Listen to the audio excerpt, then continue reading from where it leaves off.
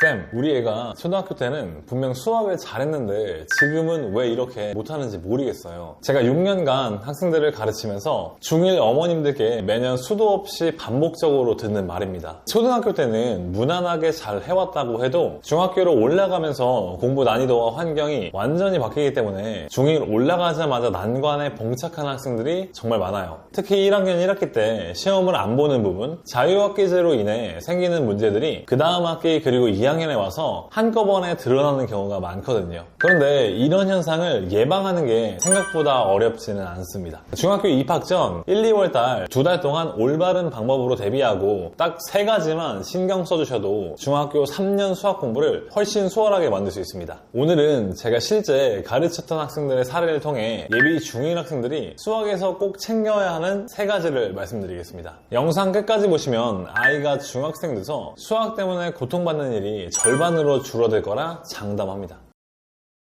첫 번째로 말씀드릴 것은 기본 연산입니다. 우리 애는 연산은 전혀 문제 없어요 라고 생각하실 수 있지만 실제로 중1 학생들이 가장 많이 실수하는 부분이 바로 이 연산입니다. 예를 들어 음수와 양수의 계산에서 -2와 -3을 곱했을 때 -6으로 적는 학생들이 정말 많아요. 초등학교 때는 단순히 더하고 빼는 정도였다면 중학교에서는 음수와 양수가 섞인 사칙 연산을 정확하고 빠르게 할 수 있어야 합니다. 실제로 저희 학원에 오는 친구들도 초등학교 때 연산은 자신 있다고 했지만 테스트를 보면 틀리는 경우들이 정말 많습니다. 그리고 아는 건데 실수했다 이렇게 얘기를 하는데요. 학원에서 실수하는 건 괜찮습니다. 하지만 학교 시험에서 실수를 하면 절대 안 되기 때문에 기본 연산을 빠르고 틀리지 않게끔 할 수 있도록 훈련을 시켜주셔야 합니다. 이거는 서점에 있는 연산 관련 교지들을 활용해 주셔도 괜찮고 하루에 20분 이내로 짧게 진행해 주셔도 괜찮습니다. 두 번째는 선행학습과 관련해서 말씀을 드릴게요. 선행은 학생들마다 진도가 제각각이어서 중3까지 나간 친구들도 있고 공통수학까지 돌린 친구들도 있고 다양한데요. 선행을 해놓은 건 좋은데 문제는 겉핥기식으로 하는 친구들이 너무 많아서 반드시 중간에 점검을 하면서 나갈 필요가 있습니다. 가장 좋은 건 개념 설명을 시켜보는 건데요. 개념 설명을 시켜봤을 때 조금 천천히 하더라도 70에서 80% 할 수 있다면 선행이 잘 되어가고 있다고 봐도 무방합니다. 나머지 부족한 부분들은 학생 스스로 알 거여서 이제 채우고 넘어갈 수 있게 해주시면 됩니다. 유의하실 점은 선행을 하실 때 예를 들어 중3 과정이랑 공통수학 1이랑 동시에 개념을 나가고 그러는 경우들이 있습니다. 이렇게 나가는 건 추천드리지 않고 한 번에 하나씩만 나가는 게 효율적입니다. 두 파트를 동시에 나가면 어차피 심화까지는 할 수 없기 때문에 말 그대로 겉핥기가 될 가능성이 높습니다. 그래서 한 번에 한 파트씩 나가되 개념 설명을 할 수 있는지까지 점검해 주시고 천천히 나가더라도 심화까지는 할 수 있게 선행을 해주시는 게 좋습니다. 세 번째로 중요한 것은 문자의 등장입니다. 그러니까 처음으로 X와 Y라는 문자가 나오면서 잘하는 친구들은 금방 적응을 하지만 익숙해지는데 시간이 걸리는 친구들이 있습니다. 이 문자라는 개념을 제대로 이해하지 못하면 중학교 수학의 핵심인 방정식과 함수를 배울 때 큰 어려움을 겪게 됩니다. 그래서 중1 1학기에 배우는 방정식 단원이 정말 중요한데요. 중1 1학기 때는 수학적 사고의 기초가 형성되는 정말 중요한 시기입니다. 이 시기를 잘 보냈느냐 못 보냈느냐에 따라 앞으로의 3년이 달라질 수 있어요. 실제로 초등학교 때부터 선행을 많이 나간 친구들 중에서도 중1 때는 시험이 없으니까 중2 올라가서 시험을 보면 70에서 80점대 나오는 친구들이 정말 많습니다. 기본적인 연산 실수와 함께 문자의 개념을 제대로 이해하지 못해서 틀리는 경우가 대부분이었습니다. 그리고 한번 이런 경험을 하게 되면 수학에 대한 자신감도 떨어져서 공부를 하기 싫어지게 되는 케이스도 많습니다. 그래서 이제 중1에 처음 나오는 개념인 방정식 그리고 문자의 식 파트를 집중해서 학습할 수 있도록 지도해 주시고 수학에 대한 자신감이 떨어지지 않게 칭찬도 최대한 많이 해주세요. 마지막으로 학생 실력에 대해서는 항상 정확하게 부모님들께서 인지를 해주셔야 합니다. 이건 학원에 보내신다면 학원의 도움을 받으시는 게 좋고 집에서 엄마표를 하신다면 아이가 문제집을 풀었을 때 실제로 얼마나 틀리는지 심화도 잘 푸는지 파악하셔서 항상 아이의 수준에 맞는 학습을 할 수 있게 도와주시는 게 중요합니다.